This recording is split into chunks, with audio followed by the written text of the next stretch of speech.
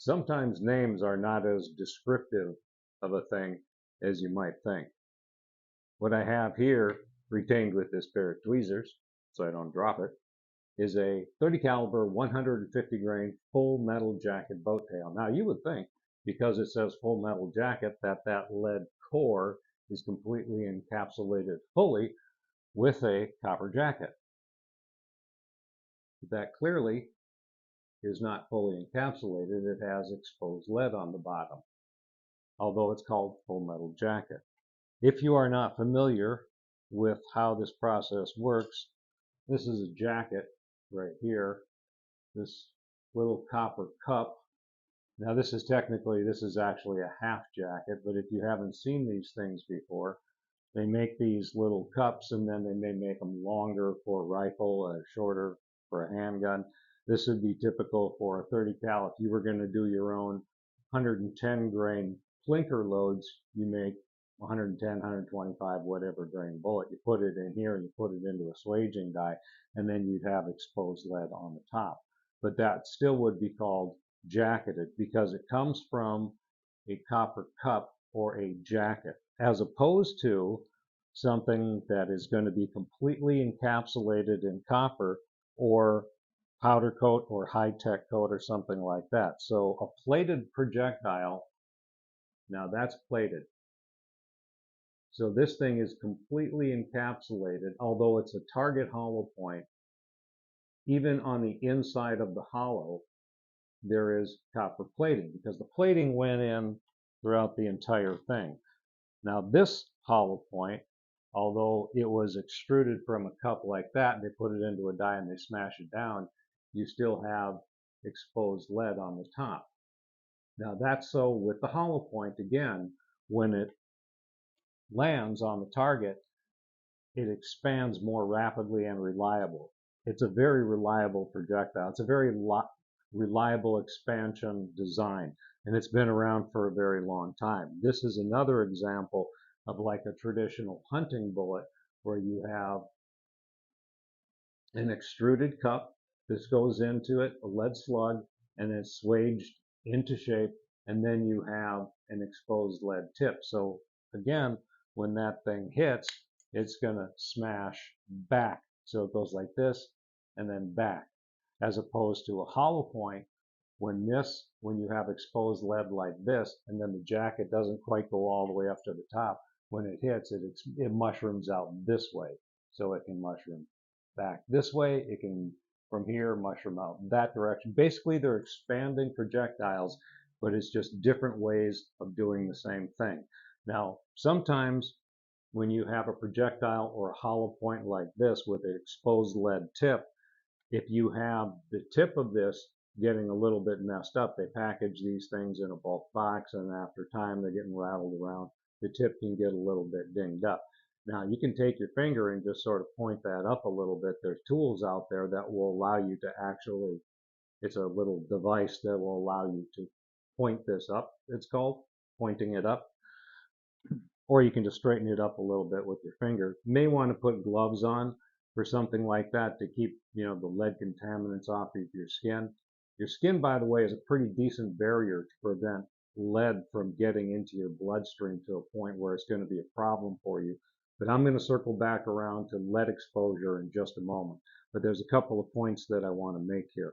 So if you have a bunch of these, and they shoot really well with a flat-faced bullet, by the way.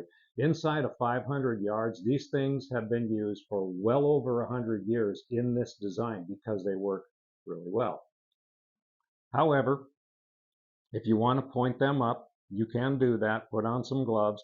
If you also come across something like this, again, now this is going to be jacketed, but they will take the jacket and they put the slug in there, and then when it's swaged from the base, they flip it over, and then the top portion, the top of the cup kind of gets folded, as it were, into the hollow. So if you, camera's probably not going to pick that up very well, but if you look into the hollow of this hollow point cavity, you will see at the very bottom of it, it is in fact exposed lead. It's not completely encapsulated into copper, like a plated bullet because the plating process covers 100% of the projectile. So the top of a jacketed hollow point that's a true jacket, it gets folded in like this, and then the very bottom of that hollow is exposed lead. This would be an example of a hollow point bow tail that is a jacket. This would be a true jacket. So again, kind of like the handgun bullet that I just showed you, this thing is put into a die, and then the cup, the open part would be up at the tip right here where the hollow point is, and that's just smashed down, and it's so small, although it's a hollow point, it is in fact pretty much fully encapsulated 100% or 99.9%. The lead slug is encapsulated in copper, so you don't have lead that would go out into the air. Now, a moment ago, I alluded to having exposed lead getting into your bloodstream. Some indoor ranges that are trying to keep the airborne lead down will not allow you to shoot, a traditional cast bullet. Like this guy right here, this is a traditional cast bullet, and the blue lube right there, that's a lubricant. So when it goes down the barrel, well, it's a lube for the bullet, but it also produces a little bit of smoke. So if you're doing cowboy action shooting, you're shooting outdoors, that's the order of the day. This is cool. You don't want full metal jacket. You want period correct stuff. You want a little bit of smoke. It's cool. It's the whole deal. That's what you're after with that. However, if you're casting your own or if you're buying, sometimes they can be a little less expensive, particularly when you're buying in bulk. You can get what's called powder coated, you can get high-tech coated, and you can get a moly coated projectile like this one here from Bear Creek. Now there's a lot of companies that are doing powder coating, high-tech coating, polymer coating, that sort of thing. You can do it yourself. You can go get powder coat, and a lot of people are doing just that. This stuff, the powder coat or the high-tech coat, it completely encapsulates the projectile. So this stuff, when it's going down your barrel, does not burn off. It doesn't produce a bunch of smoke. And it's going to be safe for an indoor range. This, which is a powder coat or a high-tech coat bullet, and this one's going to be the same thing. This one happens to be a high-tech coat. The first one, the red one there, that's actually a powder coat. High-tech coat is very similar. There's some differences. I'm not going to get into that at the moment. But they do completely encapsulate it, and when it goes down the barrel, it does not come off.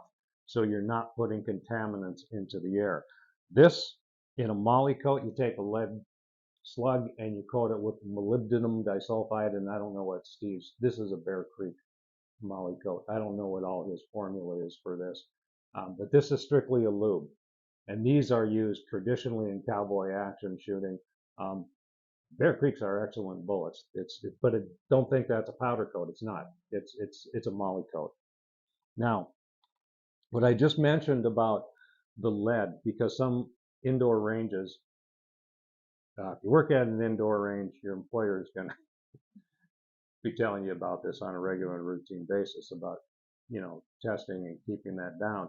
But where you really get exposure from lead into your bloodstream is not so much your hands. It's easy enough to put on gloves or wash your hands before you eat. But the main route of transmission where you can get yourself into trouble faster is what's in the air, airborne lead particles. So if you're shooting at an indoor range, the blowers aren't on, and you're shooting a lot of cast bullets, you get little tiny globules that go into the atmosphere, into the air, and if you're inhaling that, it goes down deep into your lungs and it gets into the alveoli into your lungs, and that crosses over into your bloodstream very readily. It's easy to do.